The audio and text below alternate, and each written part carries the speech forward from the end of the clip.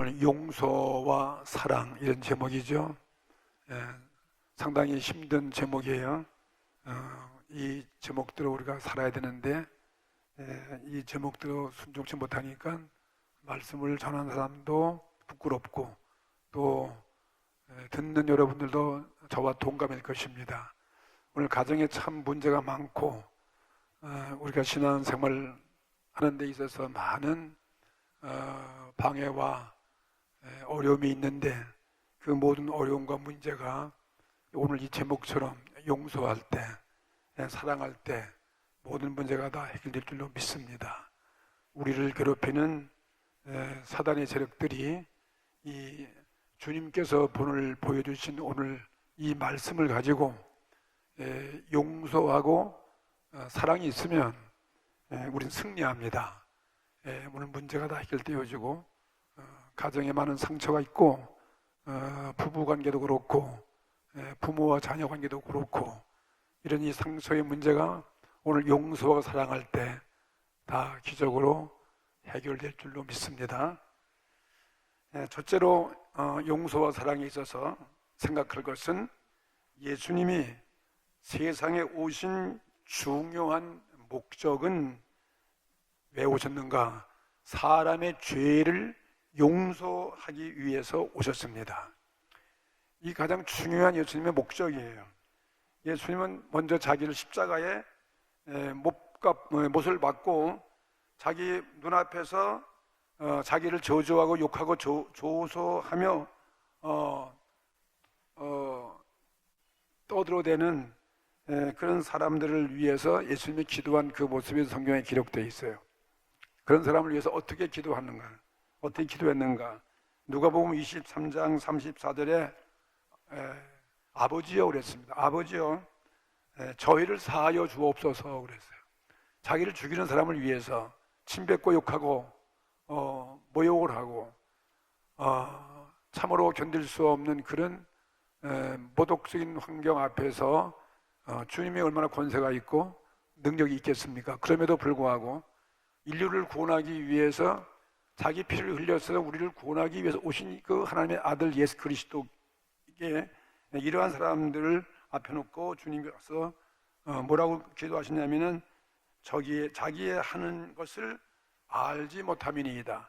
저들의 죄를 용서해 주옵소서. 자기들의 하는 일을 알지 못함이니이다. 이런 기도를 드렸습니다.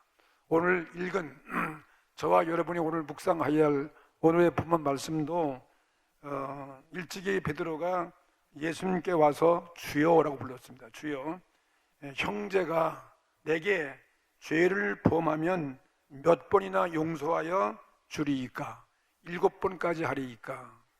7번 그러면 상당히 많은 거죠. 우리 한국에는 잘못하면 내가 너를 용서해 주는데 너 3-4번 용서해 준다.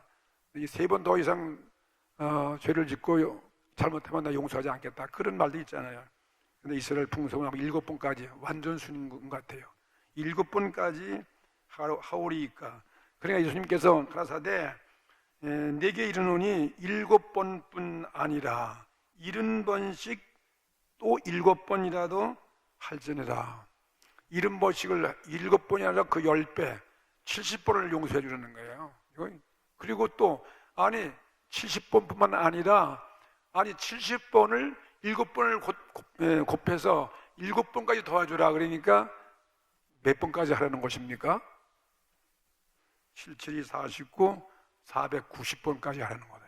근데 490번까지 하라는 것은 참 이게 말도 안 되는 것인데 이 말씀 내용은 무한히 회개하면 잘못했다고 회개하면 다 용납하고 이해해주고 용서하라 그 뜻이 아니겠습니까?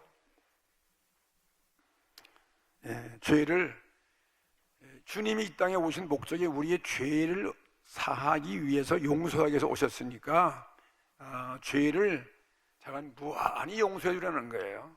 한두 번 끝이지 말고 이만큼 했으니까 됐다 하지 말고 이거 여러분 할 수 있겠어요? 우리의 의지와 나의 인격과 수양과 노력으로 이거 할 수 있겠습니까? 3번까지는 또 모르겠어요. 아니 7번까지 또 모르겠어요. 근데 70번 7, 49, 490번 더 나가서 이건 무한히 해주라는 것입니다. 자, 오늘 우리 이 문제가 우리 가정에 정말 필요한 말씀이죠. 이 사회에 필요하고 우리 교회에도 필요한 것입니다. 바울도 일찍이 이방 사람들에게 복음을 전할 때 그리스도교회, 기독교의 대의가 무엇인가, 그리스도교의 그 진리 대의를 교리를 말함에 있어서 이렇게 말씀했습니다. 에베소서 4장 31절과 32절에 보니까 너희는 모든 악독과 노함과 또 분냄과 떠드는 것과 회방하는 것을 모든 악의와 함께 버리고, 우리가 이런 죄 그걸 버리고 서로 인자하게 하여 불쌍히 여기며 서로 용서하기를 하나님이 그리스도 안에서 너희를 용서함 같이 하라.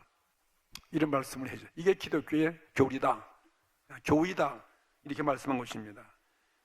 우리도 늘 예배 끝나든지 우리 교회에서 회의를 하고 어떤 총회를 한다든지 예배를 구역 예배 드린다든지 가정 예배를 드린다든지 예배 순서 가운데 여러분이 외우는 주기도문이 있잖아요. 늘 주님께서 우리들이 가르쳐 주신 그 기도는 참 유명한 기도인데 그 주기도문 가운데 우리가 고백할 때마다 우리에게 죄 지은 자를 사하여 준 것 같이 우리의 죄를 사하여 주옵소서. 그런 기도문이 있잖아요. 이게 참 중요한 기도 같아요. 그렇게 우리 기도합니다. 우리는 그래서 오늘 이 시간에 저와 여러분이 함께 죄사함, 바로 죄를 사함받는 거죠. 죄사함, 이게 바로 용서예요. 용서를 오늘 예배에도 받아야 됩니다. 오늘 우리가 이 용서받기 위해서 주에 나오는 거예요. 주 앞에 나오셨어요. 또 오늘도 주님은 예배 가운데 이 말씀의 약속대로 성령을 오셔서 우리 어떤 죄든지 어떤 우리의 단점, 잘못된 것, 우리의 허물, 우리가 작은 주님 앞에 용서를 빌 때 이 용서를 우리 주님은 무한히 해주십니다. 오늘도 해주시는 것입니다. 앞으로도 해주시는 것입니다. 왜냐하면 우리의 이 신앙은, 하나님의 은혜는, 하나님의 이 구원과 하나님의 기적과 응답과 축복은 죄를 용서받지 못하고서는 하나님의 은혜는 임할 수 없기 때문인 것입니다. 오늘 하나님의 은혜 받기를 원하시면 아멘 합시다. 하나님의 은혜를 받기 위해서는 내가 하나님 앞에 막혀있는, 하나님 앞에 내가 지은 그 죄, 하나님 앞에 가로막고 있는, 은혜를 막고 있는 그 죄를, 그게 없어져야 되죠. 그 죄가 용서되어지면 하나님의 은혜는 우리 가운데 얼마든지 임하는 것입니다. 우리의 문제가 해결되어지는 것입니다. 하나님의 은혜가 무엇입니까?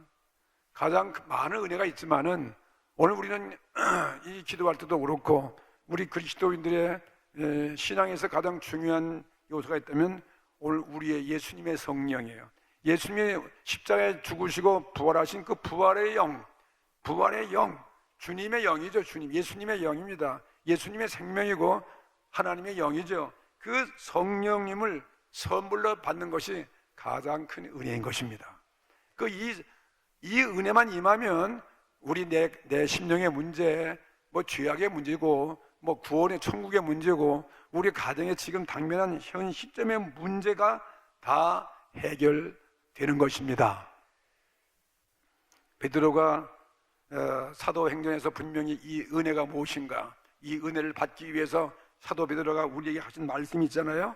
사도행전 2장 38절에 뭐라 그랬냐면은 베드로가 가로되 너희가 회개하여, 보세요, 회개예요. 이 기독교 주님의 회개예요. 예수님은 회개의 말씀을, 천국의 복음을 제일 먼저 전한 게 회개하라, 천국이 가까웠다고 외친 것 같이 베드로도 이 말씀했습니다. 너희가 회개하여 각각 예수 그리스도의 이름으로 세례를 받고, 예수 그리스도의 이름으로 세례받는 것은 이것은 자기 변화되는 거예요. 자기가 회개한 그 행동을 옮기는 거예요. 완전히 거듭난다는 뜻이에요. 중생한다는 뜻이죠. 너희가 회개해서 그 다음에 각각 예수 그리스도의 이름으로 세례, 그냥 뭐 물세례가 아니라 진짜 성령 세례 바뀌는 거죠. 그 물세례도 뭐냐면 자기가 고백하는 거예요. 내가 이렇게 옛사람을 내가 던져버리고 새로운 그리스도를 믿는 사람으로 되겠다고 하는 하나의 예식인데, 그렇게 세례를 받고 그 다음엔 죄사함을 받으라는 거예요. 중요한. 그래야 죄사함 주는 거예요. 진정한 회개하고 진정으로 고백하고 말이에요. 내가 다른 이방 종교 생겼는데 나 이제 이방 종교에서 벗어나서 기독교로 바꾸겠습니다 하고 자기가 침례받는 것과 같이 말이에요. 그 보여주는 거죠. 행동을 옮기는 거 아니에요. 진짜 회개죠.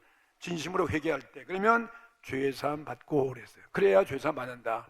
예수 이름을 회개도 하지 아니하고 예수 이름으로 침례도 받지 아니하고 막 그렇게 행동을 안 보이면은 용서 안 되니까, 그렇게 하면 죄사함을 받고 죄사함을 해준다는 것입니다. 받으라, 죄사함을 받으라. 그러면서 그리하면 성령을 선물로 받을 것이다. 그래서 성령 받고 이런 과정이 거치는 거예요. 이게 가장 하나님의 큰 은혜예요. 회개해서 예수님 앞에 완전히 내가 새로운 거듭남 중생의 사람으로 변화가 되면 성령님이 우리 가운데 지배하신다 이 말이에요. 그게 통로예요. 그게 성령께서 약속하신 은혜인 것입니다. 나를 지배하고, 그렇기 때문에 성령이 나를 지배하면 성령이 내 안에 계시니까, 나를 점령했으니까 나는 이제 나의 힘은 안 되네. 내 힘과 능으로 할 수 없는 일을 가능케 하여 주시는 것입니다. 이게 성령님이 내게 있어서 성령의 능력으로 하는 것이지, 내 의지와 내 수량과 내 노력으로는 아무리 애써도 안 된다 이것입니다. 하나의 종교 예식 끝나는 것이죠. 우리들은 하나님의 은혜 없이는 살 수 없는 존재라는 거죠. 이 은혜가 바로, 이 은혜 간단한 거예요. 오늘 용서해요. 내가 용서받아야 돼요. 나의 죄가 먼저 용서받아야 돼요. 기 가장 급선 뭐예요? 먼저 내가 구원받아야죠. 내가 용서받아야죠. 하나님은 우리에게 은혜를 주시고 싶은데, 내가 죄를 그대로 안고 있어서 죄를 품고서 성령님의 은혜를 받을 수 없다 이 말이에요.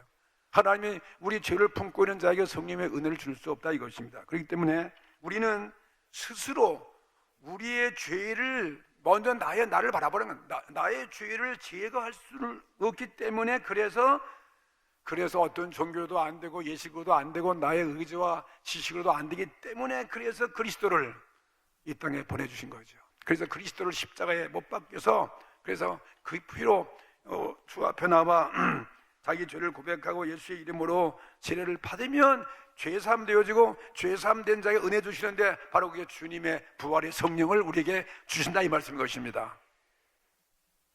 더 나아가서 우리는 우리들의 죄를 하나님께 오늘 사함 받고, 그렇죠? 먼저 나부터 나의 죄를 고백해서 죄를 사함 받고 그 다음에 성령을 받아요. 성령을 받은 그 결과로서 그 능력으로 다른 사람이 내게 범한 죄를 그때야 비로소 용서할 수 있는 것입니다. 자기 죄가 용서 못 받은 사람은 다른 사람의 죄를 용서받을 수 없어요. 그 때문에 다른 사람의 죄를 용서를 안 해준 사람은 내 죄를 용서받을 수 없습니다. 하나님께 내가 용서받은 경험이 없이 다른 사람의 죄를 용서해 내가 주는 것, 그거 없이 진정한 하나님의 은혜는 우리들에게 임할 수 없다는 것입니다. 다른 사람의 죄도 용서 안 해주고 자기 죄도 용서받지 않은 자에게 무슨 성령님의 은혜가 임할 것이고, 무슨 우리의 가정 문제가 해결될 것이며, 무슨 우리에게 하나님의 은혜가 임할 수 있겠습니까? 그 은혜는 뭐냐면 하나님의 성령이 임하는 거예요.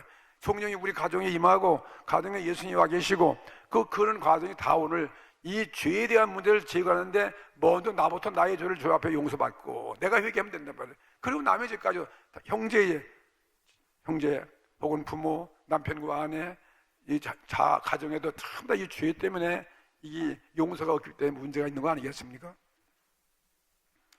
우리 개인의 자유, 이 죄가 있으면 내 개인의 자유가 없어요. 이 죄는 우리에게 자유를 줄 수 없어요.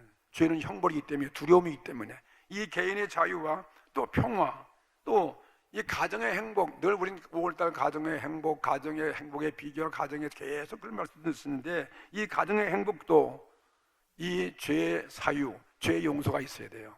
용서가 있어야 돼요. 그 다음에 교회 부흥도 마찬가지. 교회 부흥도 하나님의 은혜가 임해야 되는데, 하나님의 성령이 우리 교회에 임재해야 되는데, 이 교회 안에 죄가 가득하고 죄가 있어 갖고는 은혜가 임할 수 없는 거죠. 은혜가 임할 수 없다. 나라의 평화도, 나라의 부강도 평강도 있을 수 없는 것입니다. 예수 그리스도의 이 땅에 오신 강세, 이 땅에 강림하신 그 예수님의 성탄, 예수님의 십자가에서 고난받은 그 순한 십자가의 죽으심은 모두 다 인류의 죄를, 사람의 죄를 사하기 위해서 있던 사건이었습니다. 그 목적은 바로 우리의 죄를 사하기 위한 것입니다. 나의 죄를 사함받기 위해서, 나의 죄를 사함받기 위해서 남의 죄를 용서해 줘야 된다고 오늘 이 베드로에게 예수님이 말씀하시는 거예요. 남을 무한히 죄를 70번씩 7번까지라도, 그러니까 남의 죄를 용서해 주어야 너의 죄가 용서가 된다, 이 말씀이에요. 네. 근데 나의 죄도 용서 못 받고, 나의 죄 용서 못 받는 사람이 남의 죄를 용서할 수 없는 것이고, 남의 죄를 용서하지 않은 자가 또 나의 죄도 용서받을 수 없다. 이 죄의 문제가 가장 큰 문제니까, 이게 인류의 문제고 개인의 문제고 이 사회의 문제 아니겠습니까? 어디다 다 죄가 있으니까요. 우리가 예수를 믿는 것은 또 세상 종교같이 무슨 높은 도덕 윤리를 배우기 위해서 예수 믿는 거 아니잖아요. 네? 하나님과 어떤 우주와 인생에 관해서 어떤 철학을 연구하기 위해서, 어떤 깊은 사상에 접하기 위해서 우리 예수 믿는 거 아닙니다.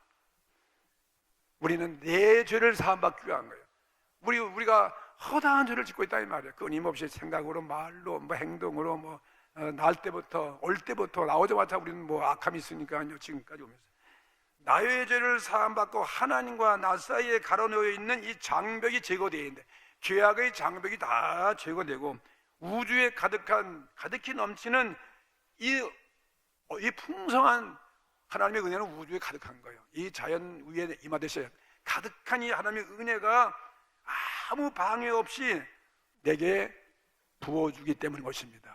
비가 하늘에서 내리는 것처럼 말이죠. 그것이 우리 죄가 용서되면 엄청난 하나님의 은혜가 우리 가운데 임하는 거예요. 오늘 예배를 통해서도, 기도를 통해서도, 찬송을 통해서도 하나님의 은혜가 임한 것은 내 안에 있는 죄가 사라지고 죄 관계가 처리가 되는 그런 용서함이 있을 때 정말 은혜가 있는 거 아니겠습니까? 죄의 용서, 사유죠, 사유. 죄의 용서가 있는 곳에서만 하나님의 나라는 있는 것입니다. 하나님의 은혜는 어디든지 풍성히 임하는 것입니다. 오늘도 자연 법칙에서 나무들이 막 무성히 잎이 무성하고, 오늘 이 봄비가 날이므로 얼마나 땅이 복을 받고 이 생명체들이 오늘 기뻐하는 것입니까? 이와 같이 하나님의 은혜가 우주에 무한히 있다 이것입니다. 죄의 사유, 죄 용서해지는 그 가정에 은혜가 임하는데, 그 가정에 하나님의 성령이 그 가정에 임하고, 그런 가정에 예수 그리스도가 그런 가정에 계시는 것입니다. 가정에 그리스도가 없으니까 가정이 지옥이고, 가정이 그냥 무미건조하고 그냥 그날이 그날이고 그냥 먹고 사는 것이 있긴 있는데, 진정한 우리가 추구하는 인간의 진정한 행복이 있냐 이것입니까? 그게 없다 이 말이에요. 죄의 사유가 없을 때 하나님의 은혜가 임하는데, 그 가정에 성령이 임하고 그 가정에 예수님이 있을 때 진정한 행복이 있는 거죠. 죄의 용서가 행해질 때 나라 간에도 전쟁이 있을 수 없는 거예요. 나라 간에도 전쟁이 없는 것이고, 그치고 특별히 우리 남과 북한, 남북 간의 이 통일도 죄의 사유가 용서가 있을 때 이루어지는 것이지, 그것이 없는데 이 진정한 통일이 이루어질 수 없는 거죠. 가정의 진정한 평화, 가정에 늘 평화가 우리의 소원인데, 가정의 평화, 행복도 이 죄의 용서가 있을 때만이 찾아오게 되어 있습니다. 그리고 우리는 진정한 내가 신자인가? 내가 정말 우리 가정이 진정한 크리스찬 가정인가? 내가 또 혹은 불신자가 아닌가? 이렇게 의문을 제기합니다. 그 문제는 하나님께 오늘 내가 자기의 죄를, 나의 죄를 오늘 사함받고 기꺼이 남의 죄를 용서할 수 있는 그런 자가 되기를 우리 부탁드립니다. 그래야 우리 가정에 진정한 평화가 있습니다. 먼저 우리는 죄 사함 받기 위해서 이 땅에 예수님께서 오셔서 그 일을 해주셨다. 우리가 할 수 없는 그 일을 해줬기 때문에 우리 죄도 오늘 용서가 되어지는 사실을 굳게 믿으시기 바랍니다. 두 번째는 이제 나의 죄가 사함 받잖아요. 나의 죄가 죄 사함을 받고 용서받고 남의 죄를 용서할 수 있어요. 남의 죄를 용서할 수 있는 사람은 정말 우리 인간의 힘과 능력으로 할 수 없는 그 일을 하는데, 인간의 힘과 능으로 불가능한 그 일이 뭐냐면 하나님을 사랑하는 일이에요.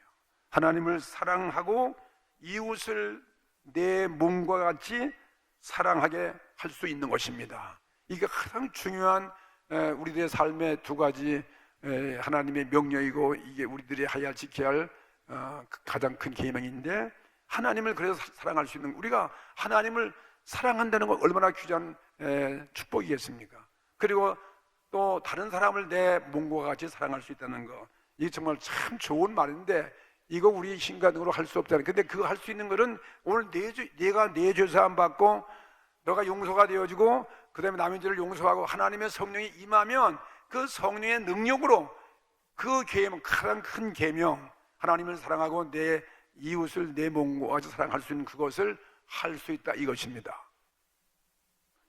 여러분, 행복한 가정이 뭡니까? 우리 가정의 식구가 하나님을 사랑하는 가정에, 그게 행복한 가정이죠. 그게 그리스도인의 가정이죠. 그리고 또 두 번째 가서는 이웃을, 이웃이라는 것은 가장 가까운 이웃은 누가 있겠습니까? 남편과 아내겠잖아요. 가장 가까운 이웃이 누구겠어요? 부모와 자녀이죠. 가장 가까운 이웃이 우리 형제들이죠. 가장 가까운 이웃이 누구겠습니까? 우리 서로 주 안에서 믿고 있는 우리 모든 형제 자매들이죠. 우리 다 성도들이죠. 혹은 심지어 이웃들, 심지어 예수님은 내 원수까지라도 내 몸과 같이 사랑하라, 이 말씀이에요. 이걸 우리가 뭘로 하겠습니까? 예수님이 이것을 하기 위해서 우리에게 성령님을 보내주는데, 그 성령님은 내가 먼저 너부터 회개하고 너 죄사함 받으면 하나님의 성령이 임하면 그 성령의 능력으로 스데반같이 순교도 할 수 있는 것이다 말이죠. 빌립 집사와 같이 성령이 너를 지배하면 에티오피아 내시도 회개시킬 수 있는 것이고 복음을 전할 수 있는 것이고, 모든 일이 인간의 힘과 능으로 행할 수 없는 그런 것들을 가능하게 할 수 있다, 이 말씀인 것입니다. 그리스도인의 신앙생에 있어서 최고의 목적과 덕목은 뭐냐면 하나님을 사랑하는 거예요. 그리고 내 이웃을 내 몸과 같이 사랑하는 것입니다. 이 가장 큰 계명을, 우리 힘으로 불가능한 이 일을 이지만은 할 수 있는 비결을 주셨는데, 그것이 우리가 주님께 기도해서 회개가 나오도록 나의 죄를 회개하여 사함받고 그런 후에 하나님의 그 성령의 은혜를 입어서 내 이웃을 내 몸과 같이 사랑할 수 있다, 이 말씀인 것입니다. 그 말씀을 오늘 우리 가정에 이 말씀이 임재하기를 바랍니다. 마태복음 22장 35절 35절부터 40절 말씀을 보면 그 내용이었습니다. 그 중에 한 율법사가 예수를 시험하여 묻되, 율법사죠. 계명을 잘 안다는 율법사가 율법을 연구한 사람이, 선생님이여 율법 중에 어느 계명이 크니까? 물었을 때 예수께서 가라사대 내 마음을 다하고 목숨을 다하고 뜻을 다하여 주 너의 하나님을 사랑하라 하셨으니, 이것이 크고 첫째가 되는 계명이고, 둘째는 이와 같으니 내 이웃을 내 몸과 같이 사랑하라 하셨으니, 이 두 계명이 온 율법과 선지자의 강령이니라. 이 가장 율법의 대표, 가장 큰 것, 10계명이죠. 하나님 섬기는 계명이고, 그 다음에 인간과의 관계에 관한 계명이 있는 것처럼 이걸 다 지켜야 되는데, 이거 우리가 아무리 노력해도 안 되거든요. 이걸 100% 지키는 인간의 능력이 어디 있겠습니까? 그러니까 그걸 가능할 수 있게 하기 위해서 주신 말씀이 바로 오늘 이 말씀이에요. 할 수 있기 때문에 사랑하라. 이거 계명, 이거 얼마나 좋아요. 근데 너무나 훌륭한 말씀이죠. 당연한 말씀인데 우리가 이걸 지키려면은 정말 어렵고, 또 지키다가도 얼마 가지 못해서 또 포기해버리고 말이죠. 또 힘이 들고, 인간의 힘으로는 참 불가능한 일같이 느껴집니다. 그러나 하나님은 우리에게 그런 명령을 주신 것은 너희는 힘들다, 너희들의 노력은 안 된다, 그러니까 예수님이 필요한 것이다. 너희는 힘들지만은 하나님이 성령을 주어서 성령이 나를 지배해서 너희와 함께하면 가능할 수 있기 때문에 이런 말씀을 우리에게 주신 것입니다. 주님 없이 뭐 능력 없이 그렇게 할 수 없기 때문에. 마태복음 19장 26절에도 보세요. 사람으로는 할 수 없으되 하나님으로서는 다 할 수 있느니라, 이 말씀을 주셨어요. 정말 사람으로서는 안 되는 거예요. 그런데 하나님으로서는 다 할 수 있다는 거죠. 하나님 능치 못하면 어디 있겠습니까? 우주 만물 창조하시니까 하나님이 말이죠. 우리의 모든 안고 쓰는 것, 모든 것 전지전능하시 다 하신다 이 말이에요. 우리의 심령까지도 불꽃 같은 눈으로 감찰하시는 하나님이시니, 그 하나님은 다 할 수 있다. 그러니까 구약성서에 보면은 하나님 얼마나 초능력적으로 많은 기적을 우리에게 보여주셨습니다. 이스라엘 백성의 역사를 통해서 볼 때 그걸 보여주신 거죠. 하나님은 하실 수 있습니다. 내 가정, 내가 능력으로 내가 가정의 평화와 가정의 행복을 가져올 수 없지만은, 그러나 오늘 이 말씀처럼 하나님을 사랑하고 이웃을 내 몸같이 사랑하고, 또 하나님이 너에게 은혜를 주어서 너에게 네가 죄 사함 받고 하나님의 능력이 임하면, 성령이 임하면 가능할 수 있다는 거죠. 바울도 이렇게 말씀했습니다. 빌립보 4장 13절에 내게 능력 주시는 자 안에서 내가 모든 것을 할 수 있다는 거예요. 내게 능력 주시는 자도 내가 모든 걸 할 수 있다고 바울도 말했잖아요. 그러니까 내가 할 수 없다는 거예요. 우리가 할 수 없어요. 너무나 우리는 부족해요. 단점도 많아요. 다 우리는 허물도 많고 완벽한 사람이 이 세상 아무도 없다 이 말이에요. 나는 할 수 없지만, 그러나 하나님이 함께 할 때 우리가 적은 일이든 커다란 일이든 하게 만들어 주시는 것입니다. 그 예수 믿는 것도 뭐 내가 내 뜻대로 되는 것입니까? 내 방법으로 아니잖아요. 하나님이 다 우리 은혜를 주셔가지고 다 불러주셔서 정말 가마를 주셔서 회개하게 하고 교회 나오게 하고 예수님을 나의 주라고 고백하는 것이 누가 하시는 것이냐면 다 성령님이 하시는 것이다 이 말이에요. 또 말씀하시기를 스가랴 4장 6절 말씀 7절 말씀 보면은 만군의 여호와께서 말씀하시되 이는 힘으로 되지 아니하며 능으로도 되지 아니하고 오직 나의 신으로 되느니라. 보세요. 나의 신이 뭡니까? 하나님의 신이가 성령님이시잖아요. 하나님의 영이잖아요. 예수님의 부활의 성령이죠. 하나님의 신으로 나의 신으로 되느니라 하면서 큰 산이 뭐예요? 우리 산과 같은 움직일 수 없는 이런 우리 앞에 가로막고 있는 이 문제, 큰 산아 내가 무엇이냐? 내가 스룹바벨 앞에서 평지가 되리라. 하나님이 함께 하시면 스룹바벨, 이스라엘의 민족의 지도자인 스룹바벨에게 평지가 될 수 있게 한다 이 말씀이거든요. 옳습니다. 하나님은 창조자, 하나님 그 능력 안에서 모든 일을 하게 하시는 거예요. 하게 하시고 그 능력을 성령의 그 능력은 성령의 힘으로 가능한데, 그 성령의 힘은 우리가 기도하여 회개하게 되는, 기도할 때 회개가 되는 게 기도하여 회개하게 하고, 그 다음에 내 죄를 사함 확실히 믿게 되고 그 죄 사함 받은 자에게 하나님이 주시는 선물이죠. 하나님의 성령의 은혜인 것입니다.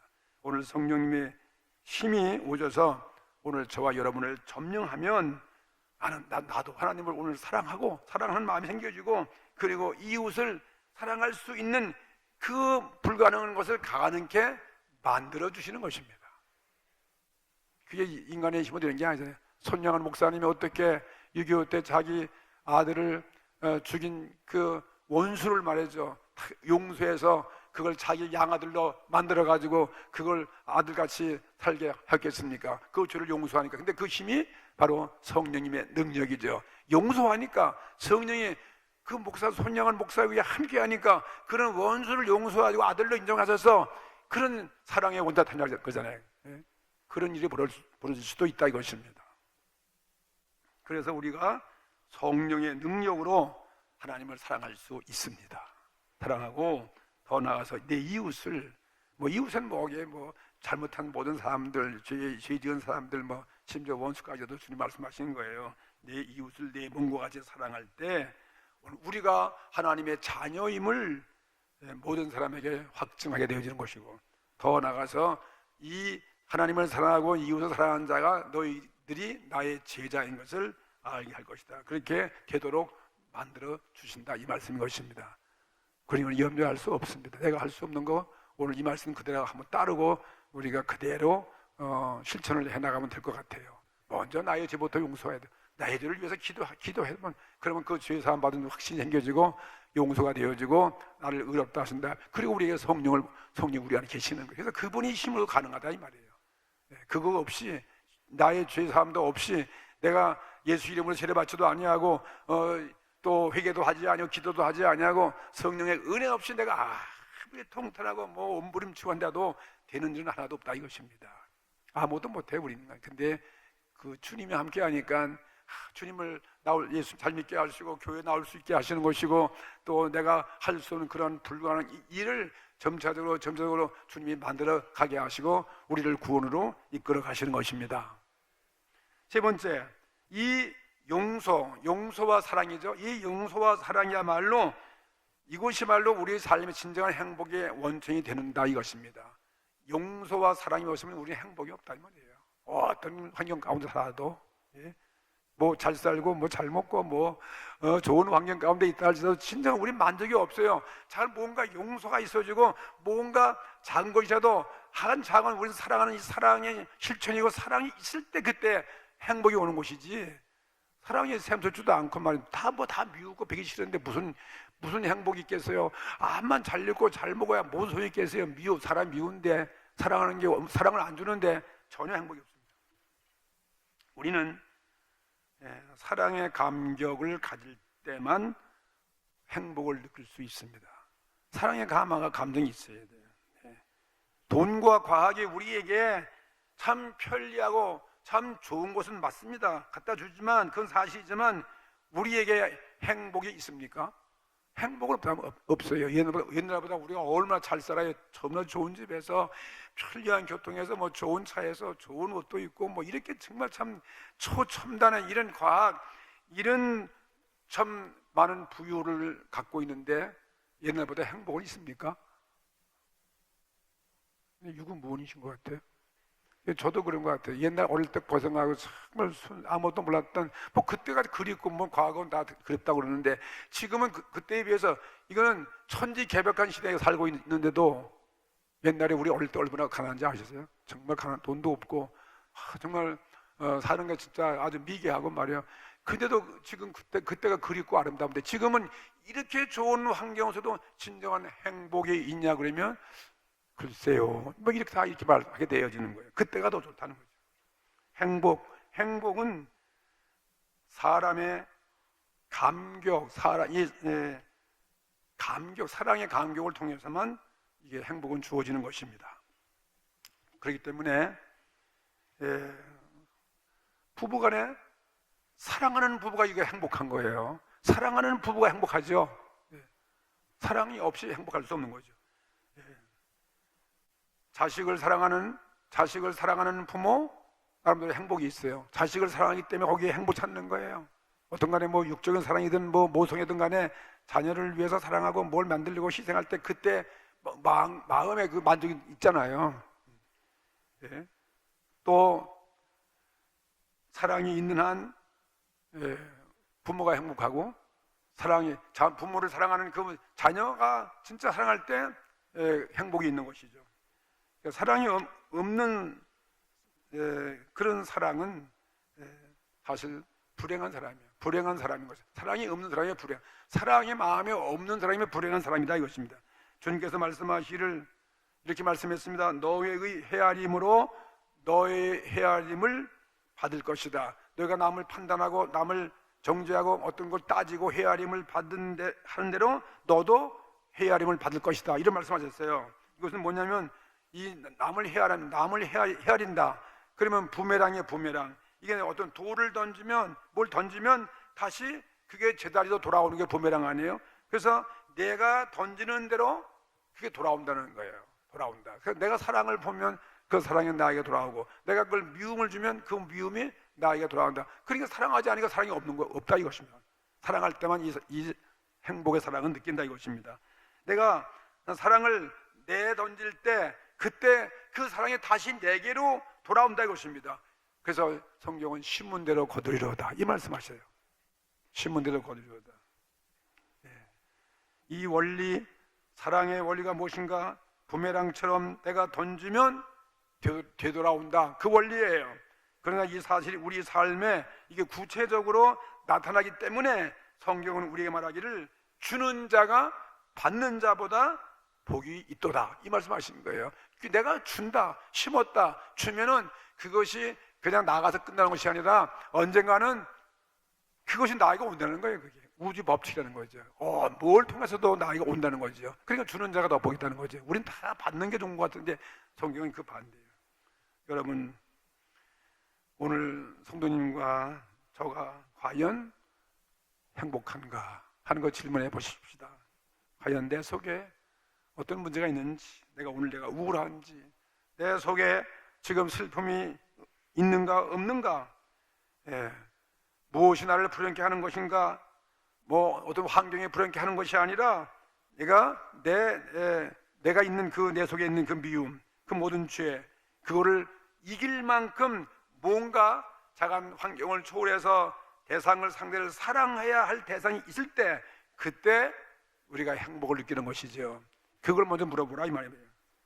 참으로 내가 살아계신 하나님을 향하여 내가 오늘 말씀드린 내가 내 마음을 다하고 내가 뜻을 다하고 내가 성품을 다해서 사랑할 때 그 사람에게 하나님이 최고의 고차원적인 행복을 준다 이것입니다. 하나님 사랑하는 거 아무것도 없는데 말이죠.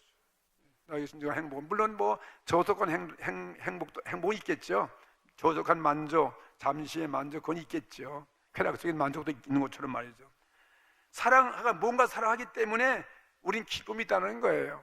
근데 가장 무한한 기쁨은 이 하나님의 성령, 하나님을 사랑하는 그 사랑이 있을 때 우리 진정한 세상의 사랑과 비교할 수 없는 그런 기쁨과 행복을 맛볼 수 있다 이것입니다. 오늘 우리는 날마다 넘치는 풍요한 삶을 느끼기 위해서 네 마음과 뜻과 정성을 다해서 하나님을 사랑하게 되기를 부탁드립니다. 사랑이 없는 곳에는 아무리 많은 부도 그것은 절망입니다. 사랑이 없는 곳에는 불평이 있고 또 원망이 또 있습니다. 내가 주변을 향해서 참으로 사랑을 주며 사랑하며 살고 있는가? 그것을 오늘 따져봐야 될 것입니다. 왜 그리스도인의 가정에 주님을 섬긴다 하면서 그리스도인 가정인데 왜 문제가 많고 또 왜 또 그 문제가 사라지지 아니하고 왜 또 상처가 많고 왜 불행한가? 행복이 없다 이 말이에요. 예수 믿는 가정도 말이죠. 남편과 아내가 진정한 부부의 관계 사랑을 통해서 진정한 만족과 스위트홈 행복한 관계인가? 한번 생각해 볼 수 있습니다. 그거는 용서와 사랑이 없기 때문에 그런 거예요. 용서와 사랑, 먼저 용서가 있어야 사랑이 있는 거예요. 부모와 자식이 서로 용서하지 않습니다. 그러고 행복할 수 없어요. 부모는 자식을 사랑하지 않고 용서하지 않습니다. 자식은 또 부모의 원망합니다. 부모님을 존경과 공경과 사랑하지 않습니다. 행복할 수 없는 거죠. 죄인에 대한 예수님의 용서와 사랑, 그리고 치유, 그것은 요한복음 8장에서 우리에게 좋은 예화를 들어주셨습니다. 하루는 그 예가 있죠. 하루는 예수님 앞에 그 당시에 유명한 서기관들, 바리새인들이 가늠하다 잡힌 한 여인을 끌고 왔어요. 그러면서 하는 말이, 바리새인들은 이 여인을 예수 앞에 그냥 내동댕이 치면서 하는 얘기가, 모세의 율법에 의해서는 이런 사람을 돌로 치라 했는데 당신은 어떻게 하시겠습니까? 예수님을 책잡기 위해서 한 거예요. 돌로 치라 하면 예수님은 모세의 율법을 어겼다고 그러고, 그거 용서해줘라 그러면 그것도 예수님은 모세의 율법을 어긴 것이고, 또 돌로 치라 하면 예수님은 무자비한 사랑하시는 예수님이 무슨 사랑이냐, 거짓말이다, 이렇게 책잡기 위한 거예요. 그러니까 예수님은 두 말도 하지 아니하고 그들의 마음을 알고 계신 예수님은 땅바닥에 엎드려가지고 뭔가 썼어요. 그 쓴 것은 모르겠어요. 못 썼는지. 하여간 뭐 틀림없이 그들의 모든 속속들이 알고는 그들의 죄목을 썼겠죠. 모든 죄목을 다 쓰신 후에 하시는 말씀이 너희 중에 죄 없는 자가 먼저 돌로 치라 그랬어요. 그랬더니 성경에 보니까 그 순간 그들이 다 들고 있던 돌을 다 던져버리고 다 슬그머니 득분이 쳐서 다 도망갔더라. 그렇게 기록되어 있습니다. 다 모든 정죄하는 사람들이 다 도망간 다음에 그 여인과 예수님은 둘이 남아있잖아요. 그러니까 예수님이 하신 여자여 너를 고소하던 자들이 어디 있냐 그러니까 여자가 아무도 없습니다. 그러니까 주님이 하신 말씀 나도 하나님의 아들 예수님 나도 너를 정죄하지 아니하니 가서 다시는 죄를 범치 말아라. 이거 뭐 예수님의 용서죠. 예수님도 한번 정죄하지 않는 거예요. 다 누구도 사람을 정죄할 자기 아무도 없어요. 자기는 들뻔 보고 남의 도 티끌만 보고 다니시니까 말이죠. 그거도 요즘 뭐라고 그래요? 내로남불 아세요? 내가 하는 건 다 로맨스고 남은 다 그게 죄야 죄. 불륜 그렇게 말하는 건 내로남불이 그 뜻이거든요.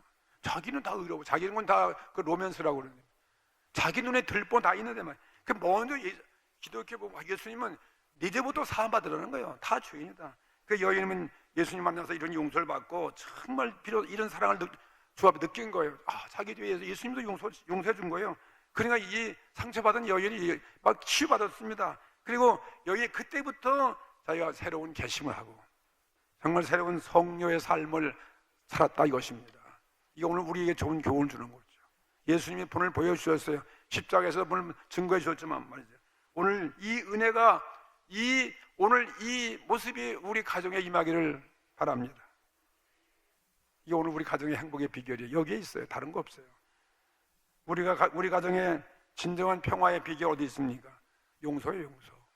먼저 내가 내제부터 용서받으라는 거예요. 용서받고 그 다음에 하나님 사랑하고 진정한 내 이웃, 남편과 아내, 부모, 자녀, 형제 사랑을 넘치게 할 수 있는 것이고 그 하기 위해서 먼저 나의 죄 위에 용서받는 기도가 필요한 거죠. 회개가 필요한 것이죠. 성령의 은혜가 필요한 것이죠. 그러면 충분히 하나님을 사랑하고 내 이웃을 사랑할 수 있는 정말 가정의 진정한 자유, 평화가 넘치는 행복한 우리 가정 다 될 수 있습니다. 다 함께 우리 통성으로 기도 드리시겠습니다.